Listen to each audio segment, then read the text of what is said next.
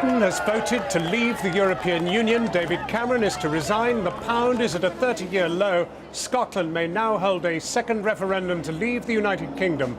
Welcome to Brexit, day one. I love this country and I feel honoured to have served it. And I will do everything I can in future to help this great country succeed.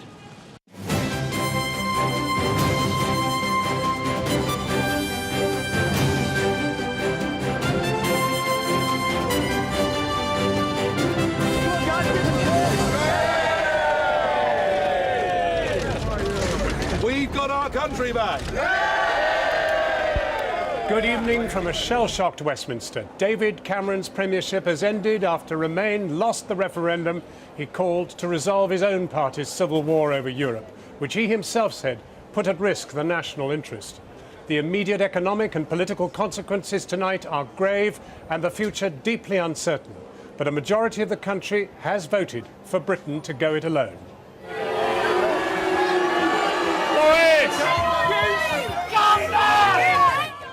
But at least one of the Tory Brexiteer bidders to replace the Prime Minister has already emerged to a mixed reception.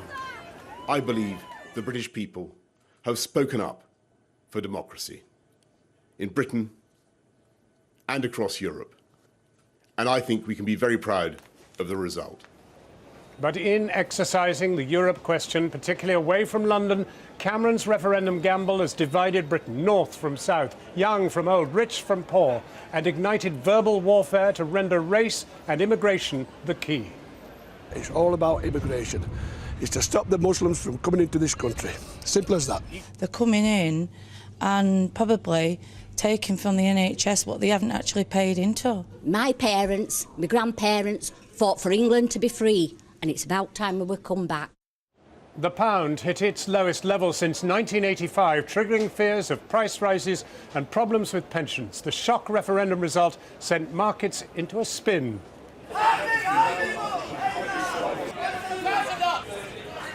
And it wasn't only in London. The financial reverberations sent markets down in Paris, in Frankfurt, and in New York. And I'm live in Brussels, where the high priesthood of the EU is shocked, heartbroken and angry today. Angry because Britain has lit a fire in Europe. And the message from here is unequivocal. The divorce you want will be very costly.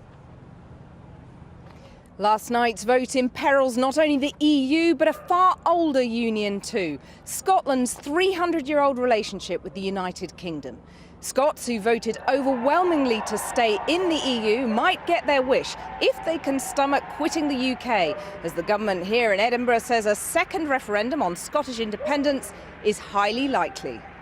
The option of a second referendum must be on the table, and it is on the table. The Leave campaign's victory has changed Britain's destiny. It has also dealt a body blow to the country's political establishment and destroyed David Cameron's premiership. He says he'll be gone by October and a new Prime Minister will negotiate the country's exit from the European Union. UKIP's leader Nigel Farage hailed the result as a victory for decent people and demanded a Brexit government. His triumphant declaration overshadowed that of Boris Johnson and Michael Gove. As the markets plunged, they attempted to calm the febrile mood, telling the millions who did not vote for Brexit that they were not pulling up the drawbridge. Our political editor, Gary Gibbon, watched how the day's events unfolded. 3 in the morning, Leave supporters realise they've actually won. Their hero, the man who helped to scare David Cameron into calling a referendum, was the first political leader to frame the result. This, if the predictions now are right, this will be a victory for real people, a victory for ordinary people, a victory for decent people. Nigel Farage had helped to inflict a massive blow on the political establishment. We've got our country back. And at 7 in front of Parliament, he said he wanted a scalp to go with it. We now need a Brexit government, a government that gets on with the job, a government that begins the renegotiation of our trade relationship. An hour later, he got his wish. David Cameron was re-elected in last year's general election with a majority. now swept away by the Brexit uprising. The British people have made a very clear decision to take a different path. And as such, I think the country requires fresh leadership to take it in this direction. I will do everything I can as Prime Minister to steady the ship over the coming weeks and months. But I do not think it would be right for me to try to be the captain that steers our country to its next destination. This is not a decision I've taken lightly, but I do believe it's in the national interest to have a period of stability and then the new leadership required. There is no need for a precise timetable today, but in my view we should aim to have a new Prime Minister in place by the start of the Conservative Party conference in October. Some senior Tories said that would mean 3 months of zombie government, and they want him out much quicker. His wife looked tearful. His voice trembled. I love this country, and I feel honoured to have served it. And I will do everything I can in future to help this great country succeed. Thank you very much. The country had now lost its Prime Minister, as well as a central long-standing strategic commitment. The pound plunged, shares too. So all eyes were on the leaders of the official Leave campaign to fill a massive political vacuum. Boris Johnson left his home to boos and insults from passing North Londoners. Residents of the only part of England to back Remain. 8 hours after their first celebrations, the victors, determined to look sombre, were almost funereal. They said there was no need for haste in negotiations with Brussels. Their victory would bring a brighter future. To those who may be anxious, whether at home or abroad, this does not mean that the United Kingdom will be in any way less united, nor indeed does it mean that it will be any less European. And I want to speak to the millions of people, directly to the millions of people who did not vote for this outcome, especially young people who may feel that this decision in some way involves pulling up a drawbridge or any kind of isolationism, because I think the very opposite is true. We cannot turn our backs on Europe. We are part of Europe. I believe we now have a glorious opportunity. We can pass our laws and set our taxes entirely according to the needs of the UK economy. We can control our own borders in a way that is not discriminatory, but fair and balanced, and take the wind out of the sails of the extremists and those who would play politics with immigration. In Barnsley, nearly 70% voted for Boris Johnson's side. His supporters here seem to think they're on some kind of a promise. It's all about immigration, right? It's not about trade or Europe or anything like that. It's all about immigration. It's to stop the Muslims from coming into this country. Simple as that. Foreigners, get them out, kick them all out. Sheffield was a narrow win for Leave, leaving the Remain voters deeply unnerved. It's shameful. I'm ashamed to be British right now. Little Englanders. Are you angry? I am. Those who wanted severely restricted immigration could be very disappointed by whoever is our next Prime Minister. But the victory for Brexit is already having impact way beyond the issue that provoked it. Well, now, the series of declarations from around the country throughout the night were reminiscent of a general election, and as each came in, the picture became clearer. The final numbers then: 51.9% for Leave, 48.1% for Remain. Close, yes, but with a turnout at 72%, Leave won by more than 1 million votes. But the polls show a deeply divided country. In Scotland, every region supported continued EU membership. But in England, support for Leave was highest at over 53%. Time and again, regional England voted for Brexit. In the North East, 58% of people voted to leave. In the West Midlands, it was almost 60%. The only English region backing continued EU membership was London, with almost 60% support. But who voted, and what motivated them? One poll of 12,000 people found big splits in age groups, with 73% of under-24s supporting Remain, compared with 60% Brexit support among pensioners. better off voters tended to vote Remain, whilst it was poorer, more disadvantaged voters who tended to vote Leave. The same survey asked voters if they see multiculturalism, immigration and social liberalism as forces for ill. Among those who agreed, 80% were Leave voters.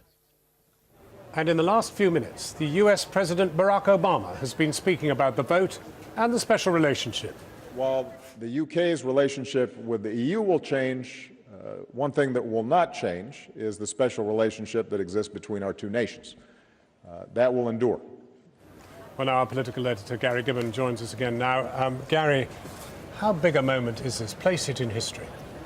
Well, I think when the resignation of the Prime Minister is the second item on the news, you know you're in very big territory. I think you have to go quite a way back in history to find a moment when a central strategic relationship or goal of a Prime Minister, of a nation, crumbled in a Prime Minister's hands like this. I think you're talking Anthony Eden, Neville Chamberlain, in terms of trying to compare it with a career that has ended in such failure. This is what political failure looks like. And it's massive, of course, in terms of what it's going to mean, the work that's going to be endured, in terms of building a new relationship with Europe and unpicking the one that's there. You've talked about America.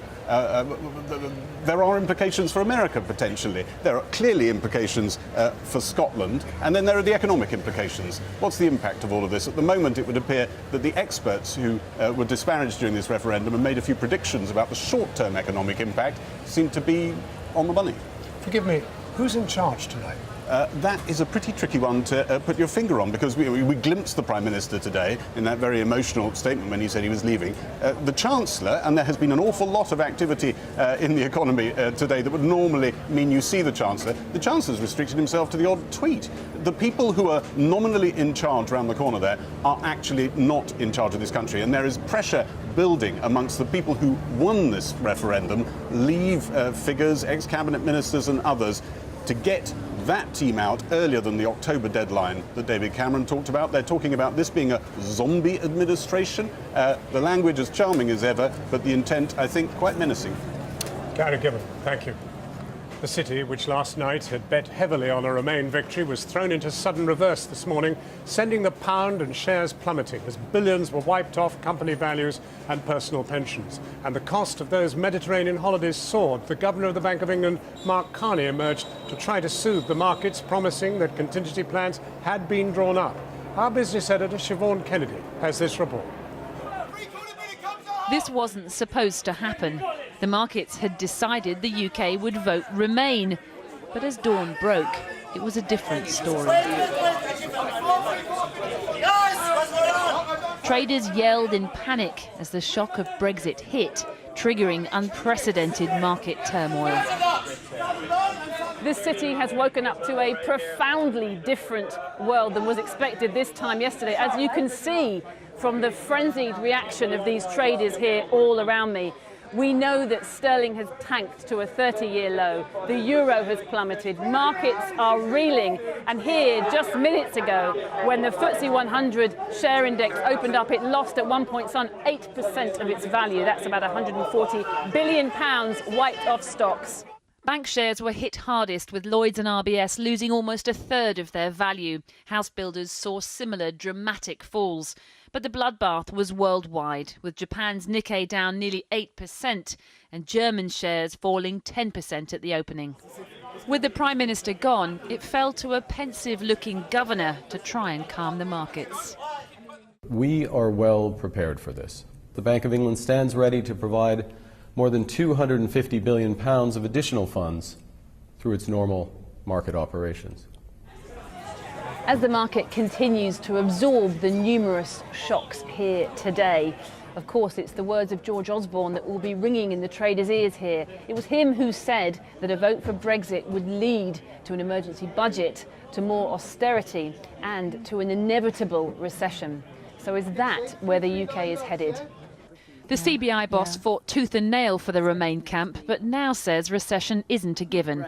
We must not talk ourselves into this, that, as I say, we've got these deep trading relationships. We will have a period of uncertainty, but business is resilient. You know, it's been through change before. It will go through this again. I feel heartbroken. If new trade deals can be negotiated swiftly, people shouldn't be worried about a downturn, the Brexit campaigner John Mills told me. We're hearing anecdotally people that are having their mortgage application rejected this morning. There will be a knock-on effect for people, for their savings, for their own personal finances. Do you feel responsible for that? Well, I think that you always get these sort of reactions, but actually if you look at what happens after these sort of crises, very frequently these sort of things reverse themselves and you do not find yourself in the same sort of problems that you've just described. He may be optimistic, but if the consumer fears a recession is looming, if they're worried about the price of their house falling and their pensions and savings losing value, then over time the danger is that they begin to curb their spending. And that in turn could bring about the very recession that they fear. Jessica Light says she's feeling the Brexit effect already. She sells her textiles across Europe, but is now worried for the future. Well, the first email I opened this morning was one from one of my suppliers who said that because of the fluctuation in the pound at the moment, because of the uncertainty, they couldn't now guarantee the prices of the materials that I use. If this uncertainty goes on for 6 months, a year, my business is too small to sustain something like that, and I could go out of business. Tonight, the immediate panic has subsided. The FTSE regained some of its value. But with so many questions left unanswered, there'll be very real fear about what happens next. Siobhan Kennedy reporting. Well, our business and economics correspondent, Helia Ebrahimi, is with me now. So, internationally, how bad is it? Is it just a blip? Well, look, if you took a snapshot of the markets tonight, you'd see that the FTSE 100 actually ended much more modestly, down about 2.7%. But Germany, France, Italy, they fared much worse. And in many ways, Brexit is going to and will continue to pose a bigger threat to Europe than it does to our home markets. And you could start to see the types of volatility you saw with the Greek bailout, with European stability. What about the situation right here? Well, look, Mark Carney spent the day trying to assure the markets that the Bank of England would do everything to make sure stability happened. But let me tell you two things. While the FTSE 100 recovered nicely, the FTSE 250, which has smaller UK-based companies, had its worst day on record. That's a much better barometer of the future of UK economy. And the other thing, European banks, again, its worst day on record, worse even than the heart of the financial crisis. It was the collapse of Lehman Brothers that triggered the last great disastrous crash. Is this a Lehman's moment? I think people are worried not just because the roller coaster ride in the markets that we've seen. They're worried, is this the first of the chapter of beginning of other things? Is this the end of a UK where they can invest based on a stable government, you know, predictable legal system, a base that they can trade with Europe on, and a free labour force? Well, all of those things are up in the air, and people I spoke to were very wary. And it's not just the markets, because if you're looking at your pension funds, you've seen gilts be crushed. So I think we've got a real risk of, will it be a technical recession or could it be much, much worse? Helia Ebrahimi. Now, if the economic landscape has been changed beyond recognition, then so too has British politics. We're now guaranteed a Conservative leadership election with a Prime Minister chosen by 120,000 party members. Labour could stage their own anti-Corbyn coup, and we could have another general election before the end of the year. Our political correspondent Michael Crick looks at the prospects.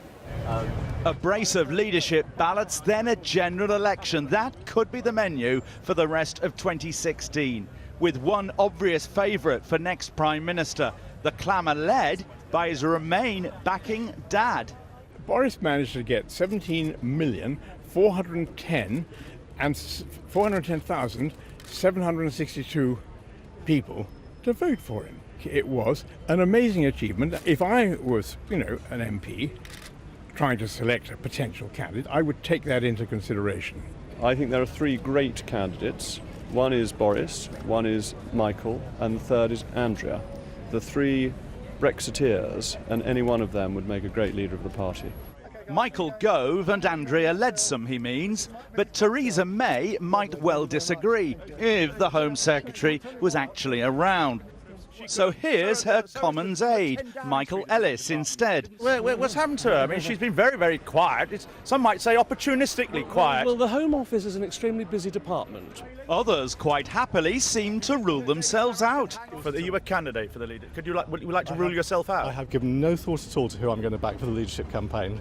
So you're going to back somebody else. Mr Fallon, are you a candidate for the leadership of your party? I'm not a candidate. You're not a candidate. Who is it? Will you be standing for the leadership of your party? Definitely not. I mean, if you want to throw your hat in the ring here and now, then no. I gave up wearing a hat a long time ago. Other maybes, the Pension Secretary Stephen Crabb and at Education, Nicky Morgan. All I would say is I hope very much that there is a woman in the final two.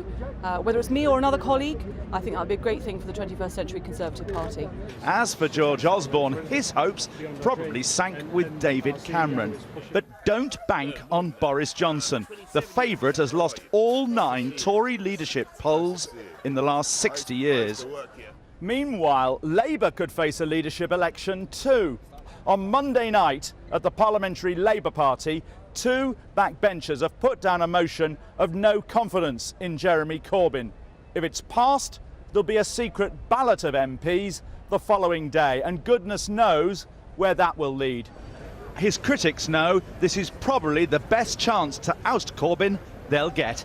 At the moment, Michael, based on the result of yesterday, he is not demonstrating he has the reach to win a general election. And if he can't do that, he can't have my support. So you would vote against him on Monday and in the secret ballot on Tuesday? I will be deciding what I do on the outcome of what he says on Monday. But I think what I think is important in all of this is we have a real honest discussion about what went wrong. But the big unions backed Corbyn tonight, and he'll probably have the support of Labour members ahead of a general election, which the new Prime Minister might well call this autumn. Yes, there could be a general election when the new leader of the Conservative Party is established. He or she might do what Gordon Brown didn't do and get a mandate of their own. We're up for a general election whenever it comes. You're up for a general election? You've got all the money, you've got the party geared up? Well, we'll prepare, we'll do our usual, we'll raise the funds, we'll make sure we're geared up. Look, we want to get rid of this government, whichever leader is there, and sooner the better. But you've lost all those working class voters last night in the north of England, in Wales, even in parts of London. You're going to lose seats if there's an election. We lost the vote on reform, Remain and Reform, the policy we put forward.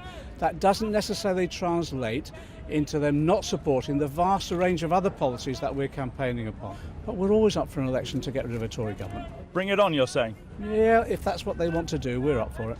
But some MPs even think losing a snap election would at least force Corbyn out. Michael Crick. Well, now, a little earlier, I spoke with the Labour leader, Jeremy Corbyn. I began by asking if he had put his full weight behind the Remain campaign. I travelled the length and breadth of this country. I did meetings in every major city.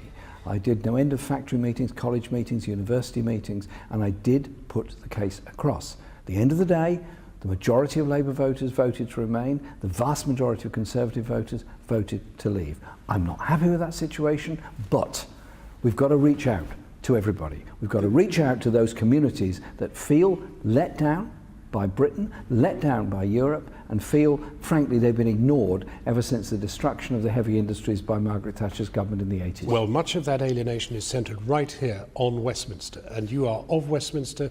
You made your plea. You, like David Cameron, failed. He's resigning. Are you? No, I'm carrying on. I'm making the case for unity. I'm making the case of what Labour can offer to Britain, of decent housing for people, of good secure jobs for people, of trade with Europe and indeed, of course, with other parts of the world. Because if we don't get the trade issue right, we've got a real problem in this country. Already, since the Leave vote, there have been financial problems and they're probably going to get considerably worse. We need to have a government that doesn't heap yet more austerity on the poorest people in this country, a government that is prepared to intervene to protect jobs and industry. Well, the inevitable consequence of today, with a resigned Prime Minister, is that there will be a new Prime Minister, presumably not of his particular outlook, but somebody more sceptical of Europe. The question then is, should there be a general election? Are you calling for a general election? I think the issue will come up after the election of the new Tory leader. They may well decide to call an election. That will be... Yeah, but are you pressing for one? I mean, shouldn't the British people... What the British people need now is stability. Is stability to retain those jobs, stability to protect those working conditions, and we need a plan from this government now on how they're going to approach the negotiations for leaving the European Union before they invoke Article 50. Your party is split most divisively over you. It is perfectly clear that the majority of Labour MPs want to get rid of you, and they say so. And who's done so today? Margaret Hodge, formerly a very prestigious MP in the House of Commons. And she's called for a vote of confidence in you later this year. Margaret obviously is entitled to do what she wishes to do. But it symbolises the problem, doesn't it? I would ask her to think for a moment. Just think for a moment. A Tory Prime Minister resigned. Britain has voted to leave the European Union. There are massive political issues to be addressed. Is it really a good idea to start a big debate in the Labour Party when I was elected less than a year ago with a very large mandate? Do you really ever want to be Prime Minister? I mean, with the appalling burdens that it inflicts upon you and your way of life. The burdens it inflicts on people who suffer under this government or any other government that doesn't provide the housing people need, that doesn't provide the schools they need, that doesn't provide the hope they need, is far worse. Of course, I want to lead this party. I want to lead this party in order to put forward an alternative and lead this party to win the election. I haven't heard the phrase, I want to be Prime Minister. Well, you've just heard it now. Of course I want to be. No, say it. I've just said it to you, okay? I want to be Prime Minister. No, I've just said it to you, please. This isn't a school game. No, but I have asked you that question. I've answered the question. I'm leading this party to win an election, and therefore I'll be Prime Minister to do that. Thank you. Jeremy Corbyn speaking to me earlier. Well, in a moment, I will be speaking with the Northern Ireland Secretary and Leave campaigner, Theresa Villiers. And there have been political ramifications on her patch today after the majority of people there voted for Remain. The Sinn Féin Deputy First Minister of Northern Ireland, Martin McGuinness, said the British government has no democratic mandate to represent the views of the North with the EU and called for a referendum on a united Ireland. This is an unacceptable situation for us to find ourselves in against the backdrop of a vote which was in favour of Remain in the North, and for us to be dragged out of the European Union against our will is absolutely unacceptable. So to the Northern Ireland Secretary, Theresa Villiers. Theresa Villiers, no prospect of a referendum in Northern Ireland on a united Ireland? No, the circumstances in which such a referendum would be required are set out in the Good Friday Agreement, and that's where I, as Secretary of State, come to the conclusion that there would be a reasonable chance that there would be a majority for a united Ireland. And all the research and polls and information published over recent months and years have demonstrated strong support for the Good Friday Agreement and the political settlement, which of course locates Northern Ireland in the United Kingdom. Nevertheless, you recognise you've thrown a spanner into the whole prospect of the United Kingdom remaining united and Northern Ireland too. Are you going to have a referendum in Northern Ireland if the Scottish National Party demand one? I do not see that there's a justification for a referendum in Northern Ireland. I don't think there's a case. Scotland, I was asking. Scotland. Well, like Ruth Davidson of the Scottish Conservatives, I think this would be the wrong time for such a referendum. We need political stability. But you recognise the whole of Scotland has voted to remain. The reality is that Scotland voted to stay a member of the United Kingdom at a time when it knew perfectly well that there would be a referendum on European Union membership. It's now voted to remain a member of the European Union. They surely have the right to do so. And the United Kingdom is currently the member of the European Union. We vote as a United Kingdom. I think the key here is that we need to understand the concerns of those who voted Remain and make it absolutely clear that we want to address those concerns by emphasising that we will have successful trade relations with the EU. We will deliver an outward-looking liberal vision of the United Kingdom outside of the European Union. Surely the key thing here is you've been prepared to play fast and loose with the prospects, the political prospects of a united kingdom. You now have an angry Scotland determined to ask this question again. You have an angry Northern Ireland that now wants to think about a united Ireland. This is devastating, and this is a risk you knew you were taking when you called this referendum. You knew it. You personally knew it. In Northern Ireland, there were thousands of people who voted to leave, including the First Minister of Northern Ireland, who only recently won an assembly election there with a striking personal mandate. I think it was an entirely reasonable decision on my part to campaign for a leave vote. Yes, there was a majority in Northern Ireland for Remain, but the way we deal with that is to provide reassurance that we're going to deliver prosperity through our Brexit negotiations. Okay. Northern Ireland is going to flourish like the rest of the United Kingdom outside of the EU. You, in common with everyone else, will know that the real issue that became the issue of this entire referendum was immigration. Now, Are you going to stop immigration? Are you going to drive the numbers down? And in which case, how and to what level? Well, obviously, as I'm a Conservative elected on a manifesto to bring down immigration to the tens of thousands. Which you failed to do. That's one thing I want to deliver on. I believe that How's it going to be done? we do need changes to the way our immigration rules work. What are those changes? My colleagues in the Vote Leave campaign put forward ideas for a points-based system. What we need is a system which enables us to control the numbers, but also bring in the best and the brightest from around the world. And what are those systems? My colleagues have set them out. You've been in government now for 10 years. You could easily have done, or 6 years rather, you've been in government. You've done nothing to change the numbers. Indeed, they've got higher. Well, that was one of the points of having this referendum, to give back to the government. An answer to that question, to give back to the government the right to set the rules on immigration from Europe. Yeah, but you've had the right. You've had the right. You've been bringing in more immigrants, in fact, from outside the European Union than from inside. What are you going to do about it? How's it going to work? Well, one of the changes we're proposing to make is reform of human rights law. That will be an important part of the way Tear we up the deal. Human Rights Act. Reform of human rights law is in our manifesto, Tear up the Human Rights and that's Act. what we will press ahead with. But absolutely, changes to free movement aren't the panacea on reducing immigration. There are a whole range of methods which my colleagues in the Home Office are working on hard. Sadly, we must end it there, but thank you very much indeed for coming along. So, how has all this gone down in Europe itself? Matt is in Brussels tonight. Matt? Well, John, there was no shortage of red eyes and ashen pale faces here this morning. I've never seen anything like it in all the time that I've come here to Brussels, because make no mistake, John, history has been made, but for the people in the building behind me, it is the wrong kind of history. Here's the problem. In Europe, insurrections, revolutions tend to travel in packs. 1848, 1989, and there's a real fear in Brussels, in Paris, in Berlin, that this will be a domino effect, that there will be referendum fever across Europe, and that the rise of populist parties, especially on the right, will be massively boosted by what has just happened in Britain. Now, that's why everyone I've spoken to here today has said there can be no period of uncertainty. We cannot wait for 2 or 3 months or even 2 years before we start the negotiations of divorce. Those negotiations to say goodbye to Britain finally have to start possibly next week, as I found out. In the cold light of dawn, behind their inscrutable facade, the high priests of Europe digested the news from the troublesome island. Their flags fluttered without luster, and they confronted the worst crisis in their history. You really feel a stomach-churning sense of shock here, that the ground has shifted underneath people's feet, that nothing will ever quite be the same again here in Brussels. With chaos unfolding on the markets, the tone was a mixture of soul-searching and self-preservation, with a soupçon of revenge. Good morning, ladies and gentlemen.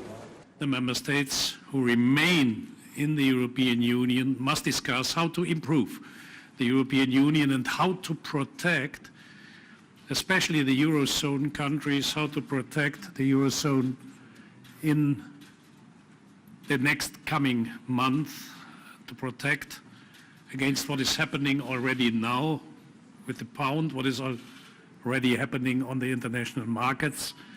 In the muffled corridors of power, there were post-mortem huddles galore, and this from a Polish MEP about the million Poles living and working in the UK. The best have left to come to United Kingdom. So recovering or getting back the best, it's only our gain and your loss. What's your general feeling about the way Britain voted yesterday? First, we respect. Second, we regret. Third, we wish all the best luck alone. And we'll see, but do not expect that United Kingdom will get any privileged treatment from European Union of 27. Next time, don't count on Polish. His parting shot: also don't expect Polish airmen to come to the help of Britain ever again. My father was soldier on your soil for 5 years. So you feel personally betrayed by this? Yes. Yes. Yes. You're angry? Yes. Britain has become toxic, and everyone here is in a hurry to speed up the divorce. Roberto Gualtieri will lead negotiations with the UK, wants them to start now, and reminded me of the cost of continued access to the single market.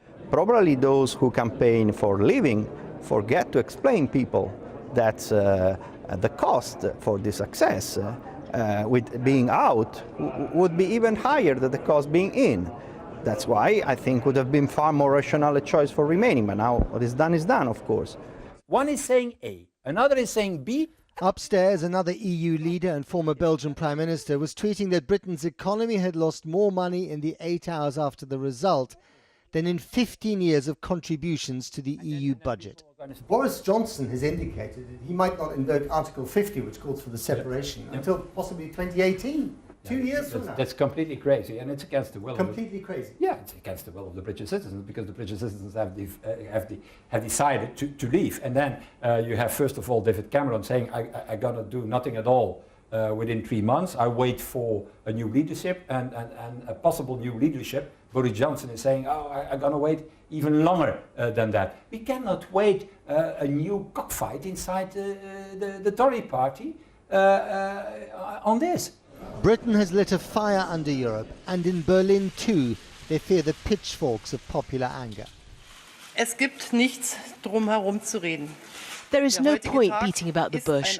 Today represents a break in Europe's history, a break in the process of European integration. In Paris, François Hollande sounded both sombre and punitive. La Grande-Bretagne ne fera donc plus partie de l'Union européenne. Great Britain won't be a part of the European Union anymore, and procedures that are laid down in treaties will be quickly applied. That is the rule, and that is the consequence. C'est la règle, et c'est la conséquence. Enough from the politicians. What about the ordinary people of Brussels? So who's to blame? Is Britain to blame or the European Union to blame? It's the politicians to blame, I think. I don't know. It's too complicated. I don't want to talk about it. Is there any point in having a European Union? I think so, yeah. But you're not happy with it? Not happy with the one we have today, no. I hope that Scotland and Ireland and London will get independence for the rest of the United States. London as well? Yes, as well. The independent city-state of London? Yes, yes, I would like that. Qu'est-ce que vous croyez? C'est la vie. C'est la vie? I've always wondered who this statue outside the Commission represents. Now I know. All of us. Out or in, here or there. Matt Fry, Channel 4 News, Brussels.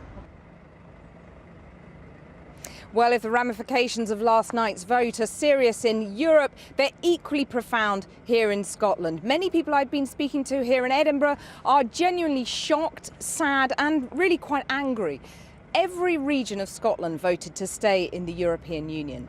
62% of Scots backed Remain, and the First Minister Nicola Sturgeon said it would be democratically unacceptable for the nation to be taken out of the EU against its will.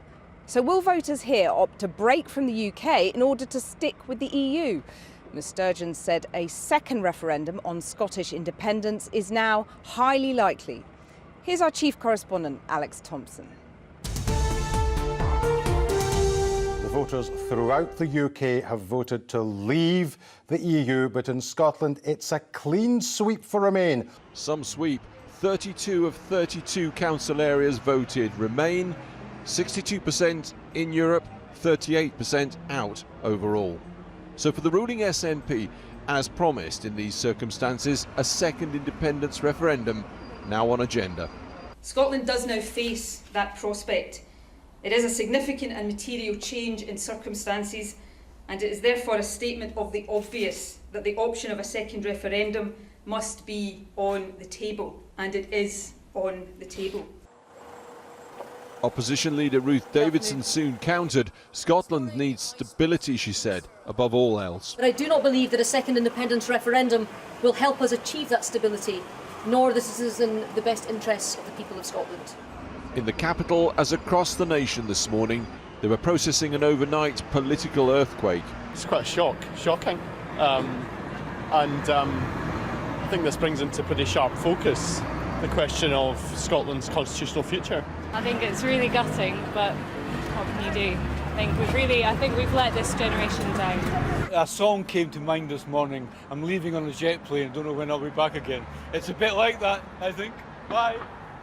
The Ayrshire coast today, and a parallel universe from Edinburgh's stark new realities. Hail to the would-be chief. Here to reopen Turnberry, his revamped golf resort. Donald Trump, the ultimate beneficiary of the protest vote. Basically, they took back their country. That's a great thing. New balls available. Then a carefully managed press conference, interrupted before it began. A protester unleashing golf balls with Nazi swastikas on them. But Trump has now landed in the middle of a major news event here in the UK. And he's come into political chaos. True, out here at the famous ninth hole, he was geographically challenged for a moment. The lighthouse, which is a very, very important building in Florida, in Scotland. But he didn't miss a beat, soon crowing over a cowed Prime Minister. Where's David Cameron right now? David Cameron, no, excuse me. Alex Salmond said David Cameron would have met me. David Cameron was negotiating to meet me. But right now, I don't think David Cameron wants to meet anybody. But what about the EU? Quick message to the EU, sir. What's your message? I don't think anyone's asked you this. Your message to the EU today? Well, we wish them luck. With what, sir? I just wish them a lot of luck. And that was that. A few hours in a Scotland now left with a whole new political agenda by their English neighbours, dramatically tearing up the status quo. Alex Thompson, Channel 4 News, Turnberry. Well, earlier I caught up with John Swinney, the Deputy First Minister of Scotland. I asked him whether Scotland should respect the majority vote of the whole of the UK instead of seeking a second referendum on independence. Well, we've got a situation in Scotland today where we've had a very substantial vote to protect and maintain our membership of the European Union, and that's at odds with the position in the rest of the United Kingdom. But one of the key points that we were promised in the referendum on Scottish independence a couple of years ago was that if we remain part of the UK, that guaranteed our membership of the European Union. Well, that's just been questioned, destroyed today by the result that's come out in the early hours of this morning. So we've got a duty as a government in Scotland to protect the membership of the European Union that people in Scotland asked us to protect, and that's what we're going to do. You're clearly going to make a big effort to persuade voters here to back a new independence referendum, but what about the Scottish and Labour parties here who are currently opposed to a second independence referendum? I think people in our political parties have got to look at the circumstances that we now face, and they've also got a duty to face up to the realities and the consequences of their own position. They were part of an argument 2 years ago that said to the people of Scotland, vote no and you'll be guaranteed your membership of the European Union. Well, where are we today? That's been jeopardised by the result that's taken place. But can you persuade the Conservatives and Labour to come around to your way of thinking? Well, they'll have to think for themselves about this point. But the crucial point is that the people of this country, 62% of the people of Scotland, have voted to maintain Scotland's membership of the European Union, and the Scottish Government will pursue that and pursue it with all energy to secure that outcome. Hasn't the financial case for an independent Scotland been shattered by plummeting oil prices?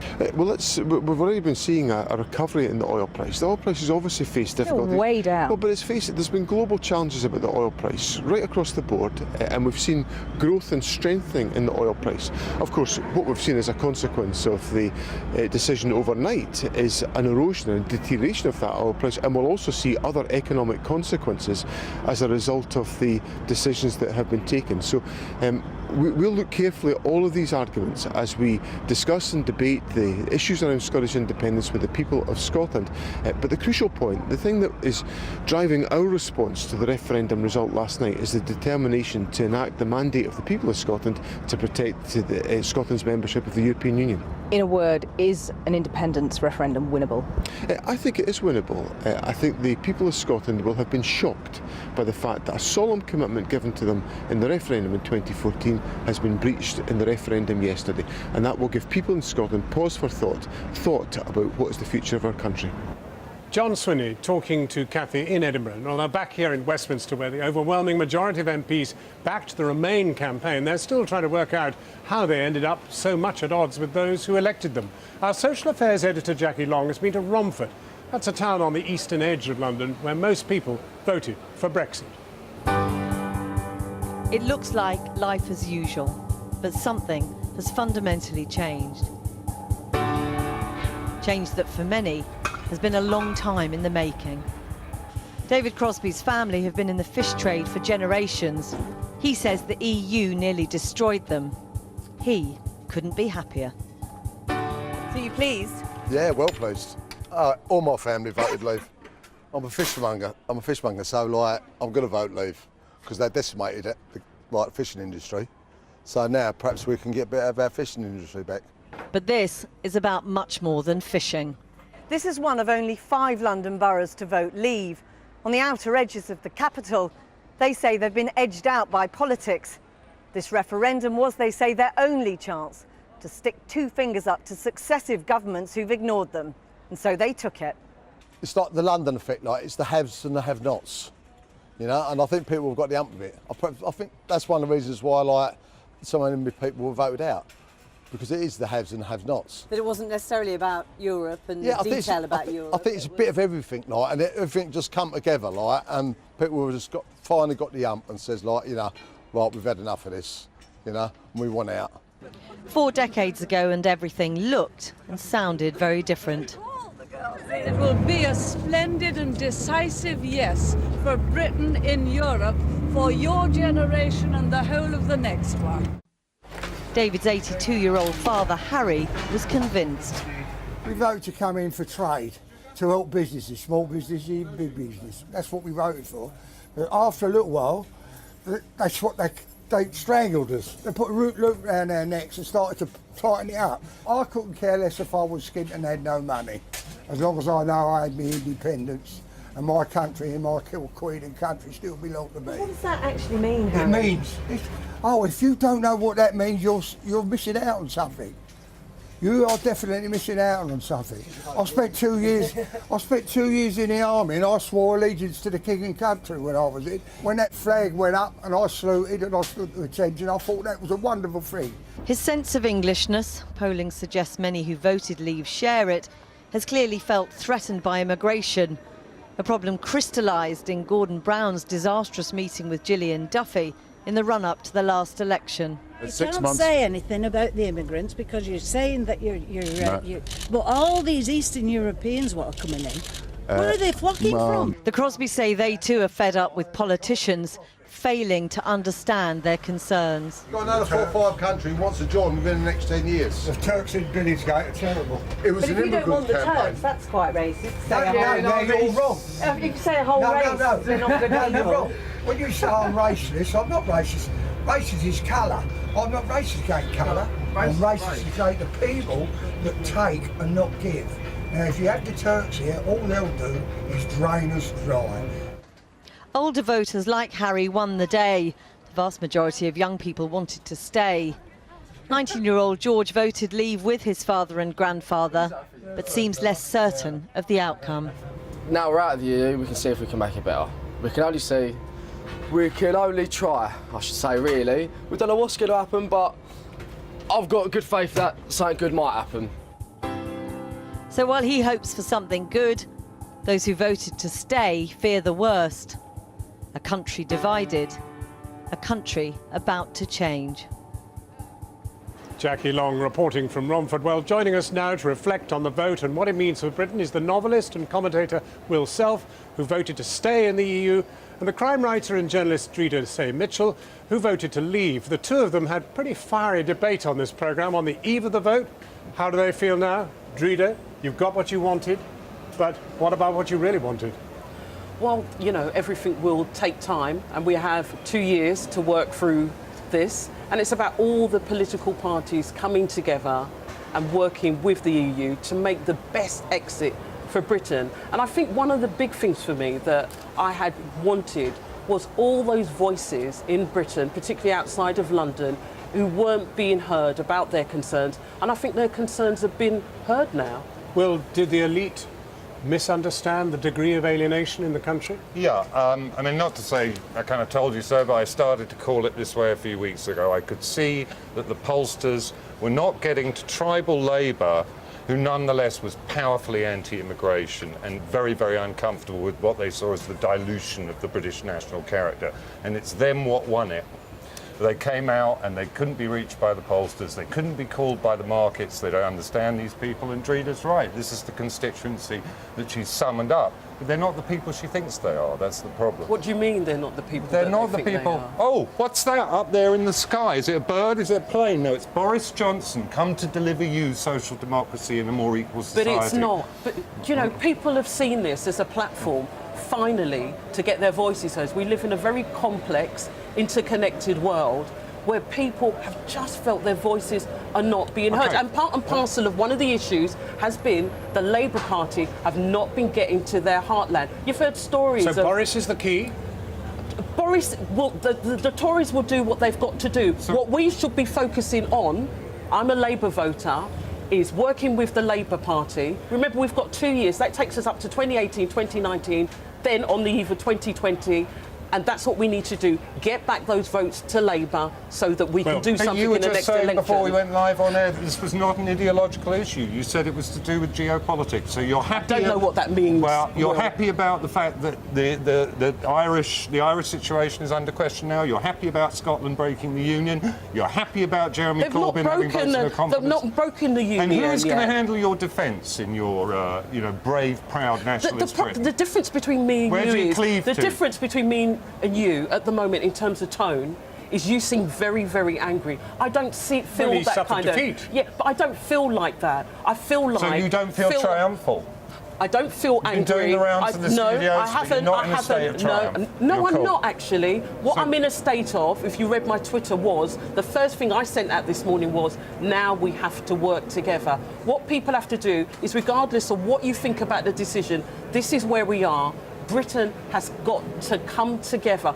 Politicians have got to come together to create some type of success for Britain. So how it's are as you simple going as that. to... I don't feel angry. I don't feel angry. Why would you feel angry? You're victorious. I don't feel victorious. You should have an understanding for the people who feel that their lives are shattered this morning. You should have an understanding for the people from Eastern Europe who are in this country, who are settled here. You are very angry. Because I think that this is a highly disruptive and, frankly, wrong-headed and stupid thing to do. It's called democracy, Will. That's what it's called. It's called democracy. The people have voted, the democracy Will. in The this people place, have voted, Will. What It's do you called feel about democracy. electoral reform, Drida? Do you think that the first past the post system delivers a democratic and sovereign government? At the moment, this is the democracy really? that we're in. You're very, very angry, and I think we need to move on from the anger. I'm sorry I want to ask for you something being about angry. democracy, because we're standing in front of the Mother of Parliament. Yeah.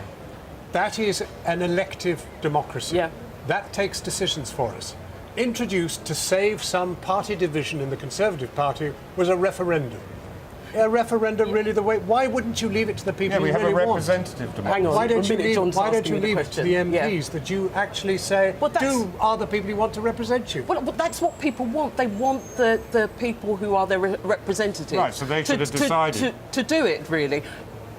At the end of the day, the Prime Minister, David Cameron, called this, so the people didn't have a choice. Why did he call it, Drida? I think you have to talk to David Cameron. I know why he called it, that. and so do you. He called it as a tactical measure. I don't know David Cameron. I've for never heaven's met sake. him. I don't know why he would have called it. The irony of all of this is that the Tories have been hoisted by the petard of unforeseen consequences, just the way Labour were over Scots. It's interesting. When we had this debate the last time, people were calling this debate Drida versus the patriarchal finger pointer, because that's what you keep doing, is just pointing at me, and it feels very, very angry. And you might feel angry, but I think we need to shift and move. If we're going to make a success of where we are now in Britain, we need to move on. You should be a little bit more understanding of how people might feel I today. understand, but we need to move on. Right, then try and be a little bit more conciliating. What have you got to say to people like these people from Eastern Europe or other places in the European Union who now feel, many, many hundreds of thousands, if not millions of them, that their whole livelihood and way of living has been disrupted today? What are you saying to the French people who've had 12% wiped off the boards today? Briefly, as I understand it, people who are here now, they can stay here now. I've heard that from people. I've heard that from people within my family. What we need is people to come together to make this work. The division remains, Will, I fear. But thank you both very warmly, Will Self, Drida Say-Mitchell. Thank you very much for coming in. Joined now again by our political editor, Gary Gibbon. Your final thoughts, Gary, particularly on those who voted leave? Well, it's fascinating. You look into the data and you see something of what you see when you look at supporters of Donald Trump in America. Extraordinary sort of culture wars going on as well, which is also such an American thing. 80% of them are very concerned about immigration. You kind of expect that. Mirror image of the Remain people. But you dig down and you discover that 80% of them think feminism or the Green Movement are a force for bad. Extraordinary, absolute mirror image again of the people on the other side. But the key thing here is the focus on immigration. They think they voted voted for something very, very substantial in a change of policy on immigration, and it's going to be very, very hard for whoever replaces David Cameron to truly deliver on that. And if he doesn't, or she doesn't, then where do those voters go? Gary Gibbon. So, the end of Britain's membership of the European Union and the end of David Cameron's political career. We leave you with some of his most memorable moments, set to music from his favourite bands. That's Channel 4 News. Good evening. I'm standing here today to lead the Conservative Party to victory at the next general election.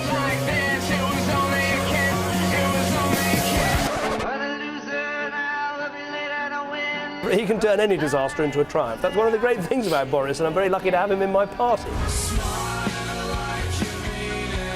I mean, UKIP, it's just a sort of, bunch of fruitcakes and loonies and closet racists, mostly. Absolutely marvellous. The people of Scotland have spoken. I was looking for a job and then I found a job. But I think this is the sweetest victory of all. It will be an in-out referendum. Why do I give valuable time? Think of your grandchildren. You don't care if I love this country and I feel honoured to have served it. I swear